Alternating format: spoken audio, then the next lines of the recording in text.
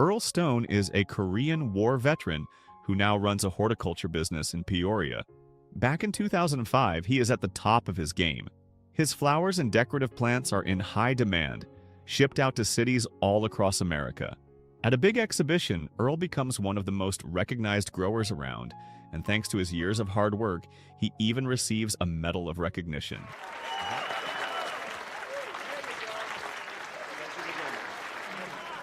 Thank you. That night feels like a perfect victory for Earl, but for his family, it is a completely different story. On the day of his daughter Iris's wedding, everyone waits and Earl never shows up. Iris is anxious and embarrassed, and Mary tries to calm her down by saying the truth out loud. Earl probably is not coming. It is not new behavior. For years, Earl has always put his work and his plants ahead of his family. Time moves on, and eventually life catches up with him. By 2017, Earl's business collapses. The bank takes his house, his marriage falls apart, and suddenly he has nowhere to go. With no real plan, he heads to his granddaughter Ginny's place, where she happens to be having a pre-wedding gathering.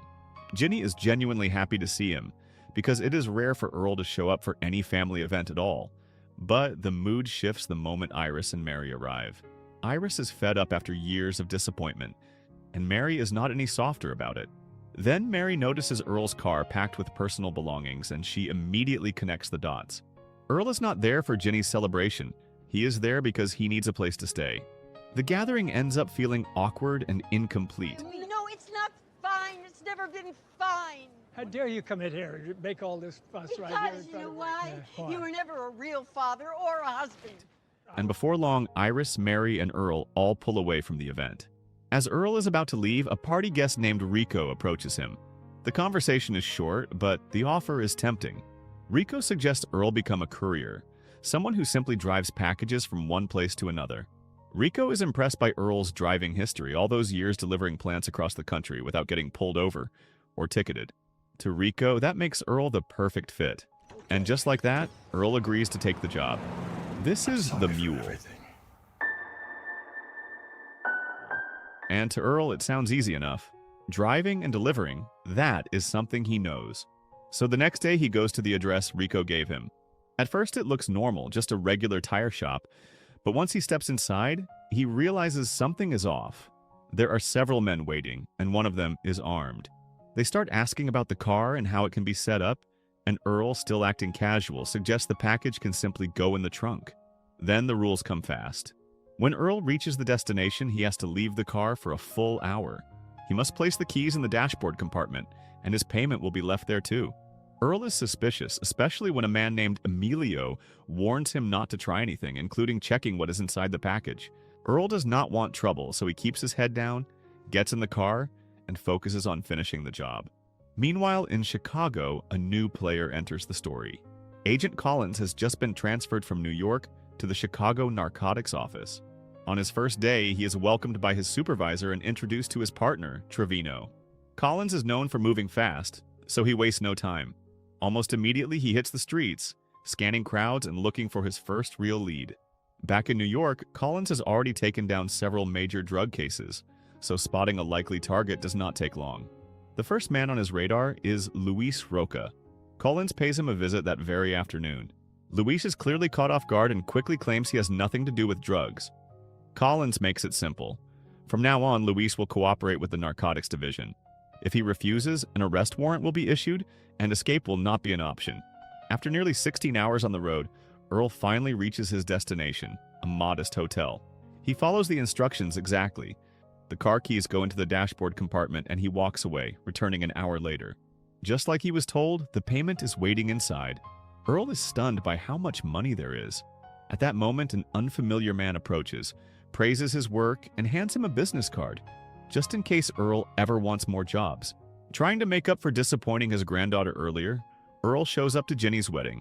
He also keeps his promise by paying for the catering. The ceremony goes smoothly, and for once, everyone seems happy, including Iris and Mary. Earl even takes a step further and tries to reconnect with his ex-wife. He attempts to break the ice by bringing up Mary's favorite song and inviting her to dance. But Mary is not ready to let go of the past. She still wants to know why Earl always chose work over family. So many moments were lost, and those choices eventually tore their family apart. Even now, Iris still carries resentment toward him. Faced with that truth, Earl has no words left. Seeing how easy the courier job is and how much money it brings in, Earl returns to the tire shop, this time driving a new car. He is greeted warmly, and without much conversation, the package is loaded into the back. At this point, Earl still refuses to believe he is dealing with drugs. In his mind, it is just another kind of illegal automotive-related cargo. Once everything is packed, he is told to deliver it to the same hotel as before. This time, Emilio hands Earl a new phone and tells him to answer every call that comes in. Earl finds it odd since the first phone still works perfectly fine. Emilio makes it clear that once the delivery is done, the phone must be destroyed. Even though the destination is the same, Earl chooses a different route. He cuts through New Mexico, avoiding highways and sticking to quieter roads. As always, he drives calmly and even stops by a market to pick up some fruit. By the time he arrives, he looks relaxed, even joking around with the cartel members watching him. Meanwhile, Louis continues to resist cooperation and is taken in for questioning. At first, he refuses to help. That changes once he realizes Collins has enough evidence, drugs and weapons found in his home, to put him away for life. Faced with that reality, Luis finally gives in. The money from the second delivery is enough for Earl to reclaim his house and the assets the bank had taken from him. After settling everything at the bank, he visits the local Veterans Community Center. When he arrives, he finds the place in terrible condition after a recent fire. Without repairs, the center will have to shut down for good, which would be a huge loss for the veterans who see it as their second family. Wanting to help save the place, Earl agrees to keep working as a courier. This time, though, something feels different. The load is much larger than usual. When he asks what is inside, no one gives him an answer. They only remind him to stay alert and be careful. Just like before, Earl tries to ignore what he is carrying and pushes his curiosity aside. About halfway through the trip, that curiosity comes back stronger than ever.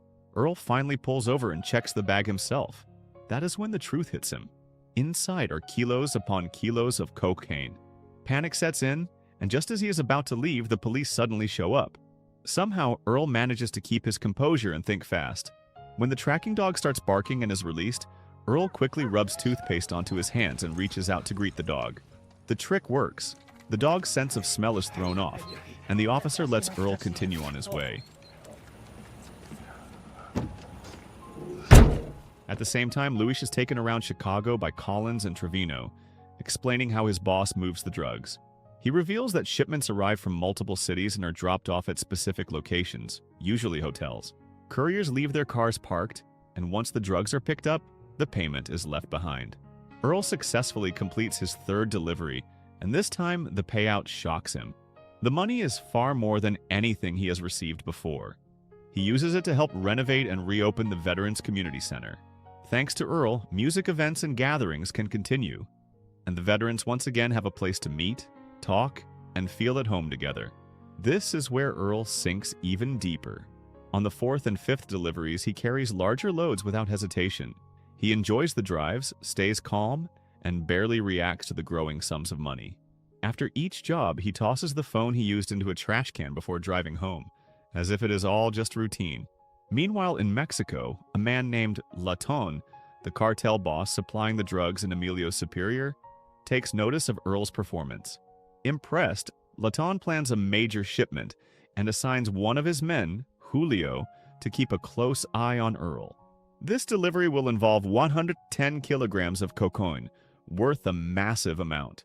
A few days later, Earl returns to the tire shop like he always does. By now, he is treated like one of the group, welcomed without tension.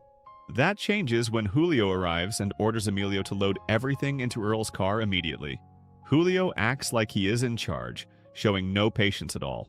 Normally, Earl would take time to chat and relax, but this time he is rushed out without delay. Not wanting to cause trouble, Earl follows orders and gets back on the road, driving the way he always does.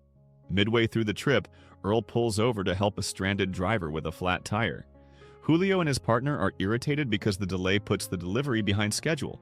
Still, they have no choice but to watch from a distance, while Earl finishes helping and gets back on the road. Because of that interruption, Earl ends up running late and decides to stop at a motel to rest. Julio grows even more frustrated when he sees Earl relaxing with two women in his room, while a car loaded with drugs sits unattended in the parking lot. One of Julio's men suggests teaching Earl a lesson, but Julio refuses. Leighton has made it clear that Earl must be treated well. This delivery does not go to a hotel like usual. Instead, it leads to a place that looks more like a repair shop. The people there are caught off guard since Earl is not supposed to drop the package at that location. Moments later, Julio arrives, and after a brief misunderstanding, everyone realizes that Julio is acting on Latin's authority. Julio also questions why Earl went to that address in the first place. Earl explains that he followed the location sent to him by text, a message that came directly from Mexico, which means it came from Leighton himself.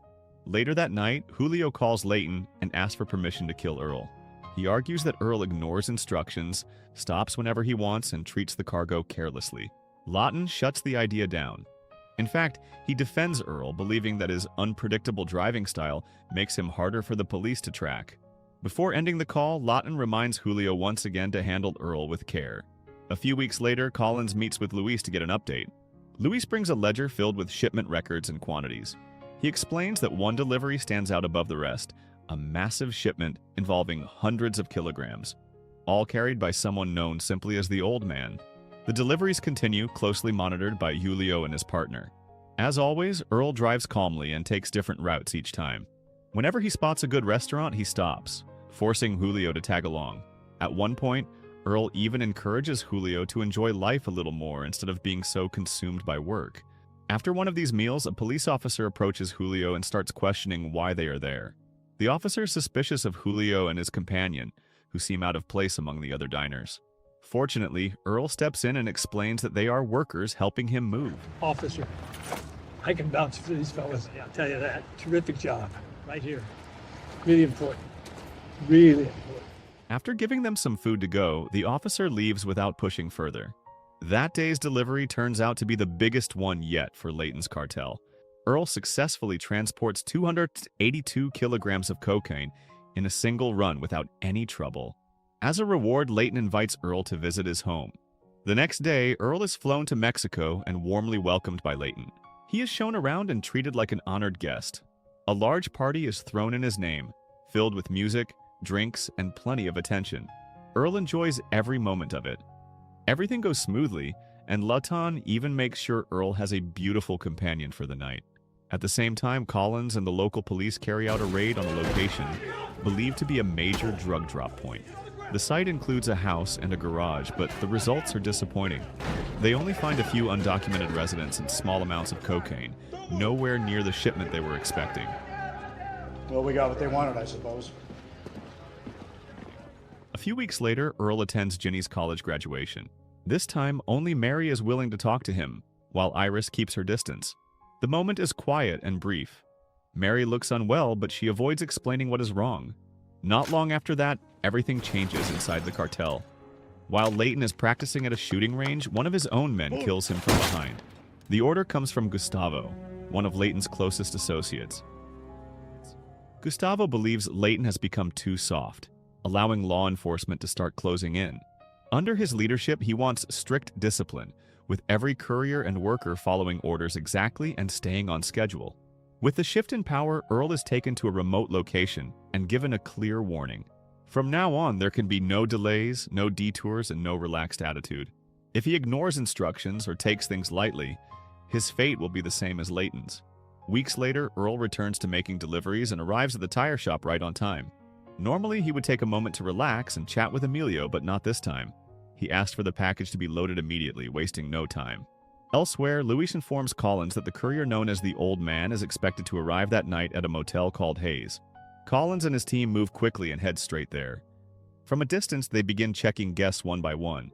Collins becomes suspicious of a muscular man carrying a gun. The man is arrested, but the search only turns up a small amount of cocaine. Collins knows this is not the courier they're looking for. Earl watches the arrest quietly from his room window. Or maybe it's code. The following morning, he casually runs into Agent Collins at a coffee shop. Earl compliments the arrest from the night before and strikes up a friendly conversation. During that talk, Earl learns that Collins missed his wedding anniversary. Earl encourages him not to wait too long and to make things right while he still can. Earl then reflects on his own life. He shares that his daughter refused to speak to him for nearly 12 years because he always chose work over family. The regret still weighs heavily on him, and he hopes Collins, or anyone else listening, does not repeat the same mistake. After that, Earl gets back on the road. About an hour later, Earl receives a call from Ginny. She tells him that Mary is critically ill, and the doctor says she does not have much time left. At first, Earl hesitates. He is in the middle of a job, and being late could cost him his life. Ginny is devastated by his hesitation and ends the call. In the end, Earl chooses family. He turns back knowing full well that Gustavo will be furious. This is his chance to make up for a lifetime of putting work and personal interests first. Earl and Mary reconnect, finally speaking openly and forgiving each other. Mary is grateful that Earl is there beside her during her illness, and Earl feels a deep sense of peace just being with her. Earl's sudden disappearance enrages Gustavo. He sends his men out across the city, searching every possible corner. At the same time, Collins follows up on new information from Luis. Wiretaps suggest there is supposed to be a delivery using a black vehicle headed to a familiar hotel. Trevino also learns that the cartel has lost track of the courier and is scrambling to locate him. Meanwhile, Earl is still at Mary's house, fully focused on caring for her and staying by her side in the bedroom. At one point, Mary asks how Earl suddenly managed to pay off his debts and cover Ginny's wedding and college expenses. Earl admits the truth that he has been working as a drug courier and that his car currently holds around 300 kilograms of cocaine that has not been delivered. Mary takes it as a joke and brushes it off, telling him that he never needed to be rich to be welcomed back into the family. You didn't have to get rich for us to want you around. Seeing her parents finally at peace, Iris begins to soften. She gathers the courage to talk to Earl. At first, the conversation feels awkward, but slowly, father and daughter begin to open up to each other. Earl expresses deep regret for all the moments he missed and apologizes for the pain he caused Iris over the years. Elsewhere, Collins receives more updates from Luis. The courier known as the Old Man still has not been found. Cartel members have been sent to different cities, yet no one has any clue where the $12 million worth of cocaine has gone. One afternoon, Mary's condition worsens. Earl sits beside her, holding her hand, unable to do anything more. Before her final breath, Mary lets Earl know that she never truly hated him. For the love of my life and the pain that you're here. I love you, Mary. She passes away peacefully, and Earl stays through the funeral, refusing to leave her side until the very end. Before Earl continues his journey, Iris invites him to spend Thanksgiving with the family. Earl accepts happily and promises he will be there on time. That plan falls apart when two cartel members find him during a stop at a public restroom. Earl comes dangerously close to being killed. What saves him is a funeral notice for his wife found in his jacket pocket, which supports his explanation. Feeling sympathy, the men call Gustavo and beg for Earl to be given one last chance. What they do not realize is that the call is being monitored by Collins. Law enforcement immediately moves to trace and secure the caller's location.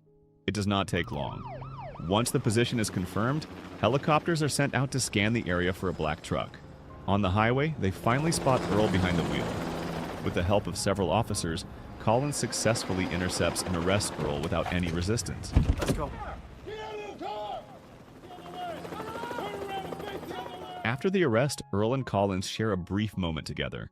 Earl reflects on how grateful he is that he was able to be with his wife in her final moments, and that his family has finally accepted him again. Before they part ways, Earl leaves Collins with a simple reminder that family is a key part of true happiness. Sometime later, Earl stands trial for his crimes. As his lawyer begins listing possible defenses, Earl interrupts and openly pleads guilty to all charges. The decision shocks everyone in the courtroom, including his own family. Before Earl is taken to federal prison, Iris promises she will visit him whenever she can. In that farewell moment, Earl looks full of regret. He remembers Mary's words that he never needed wealth to be loved by his family. Now he understands that no amount of money can ever buy back time. In prison, Earl spends his days gardening, planting his favorite lilies. His face looks peaceful, like a man who has finally come to terms with his life and carries no regrets. So the moral of the story is that money and success mean nothing if you realize too late that you traded away time with the people you loved most.